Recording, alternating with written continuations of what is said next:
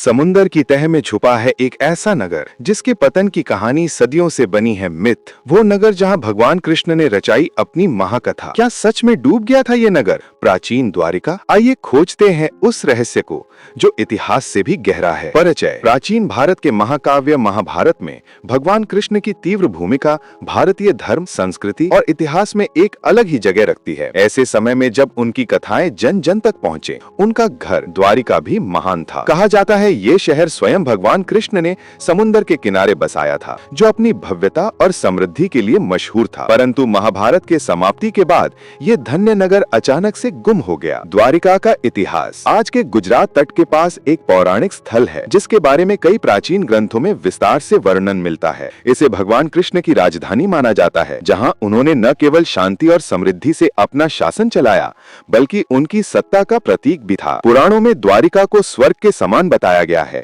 एक ऐसा शहर जो सोने चांदी से सजा था। द्वारिका के पतन की कहानी। महाभारत युग के अंत में जब भगवान कृष्ण ने इस लोक को छोड़ दिया तो कहा जाता है कि द्वारिका समुद्र में डूब गई। कुछ कहानियां ये भी कहती हैं कि ये ब्रह्मा की इच्छा थी कि पृथ्वी से भगवान के अवशेष और उनकी स्थापना युगों तक सुरक्षित रहें, इसीलिए इसे समुद्र ने अपना संग बना लिया। इसीलिए द्वारिका की कहानी एक रहस्य बन गई जो समुद्र की गहराई में छिपी हुई है। प्राचीन द्वारिका। आधुनिक खोज। 20वीं सदी के मध्य में वैज्ञानिकों और पुरातत्ववेदों ने गुजरात के तट के नीचे समुद्र में एक अजीब खोज की। 1980 के दशक में भारतीय पुरातत्व सर्वेक्षण के साथ ही समुद्र विज्ञानी जॉक कोस्तो ने द्वारिका के किनारे प्राचीन संरचनाओं की खोज की। इन अवशेषों में पत्थर के खंभे, पुराने घर के नींवें मिले जो एक प्राचीन सामुद्रिक सभ्यता का संकेत देते हैं। वैज्ञानिक प्रमाण और विवाद। ये खोजें द्वारिका के अस्तित्व को समर्थन करती हैं, लेकिन इतिहासकार और वैज्ञानिकों के बीच इसका विवाद अब भी जारी है। कुछ लोग मानते हैं कि ये अवशेष किसी अन्य व्यापारिक नगर के हो सकते हैं,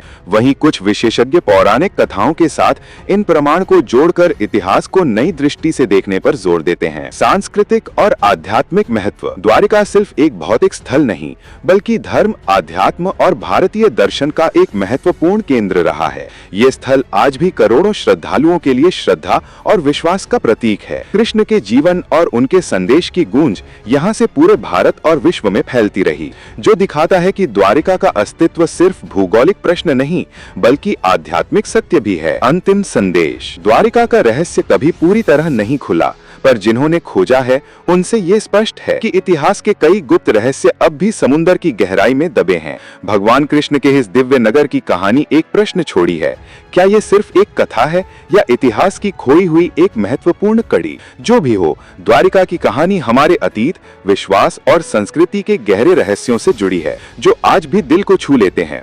अगर आपको ये कहानी और खोज रोमांचक लगी हो तो लाइक और सब्सक्राइब करें और खोजों के लिए जुड़े रहें हमारे साथ। जय श्री कृष्ण।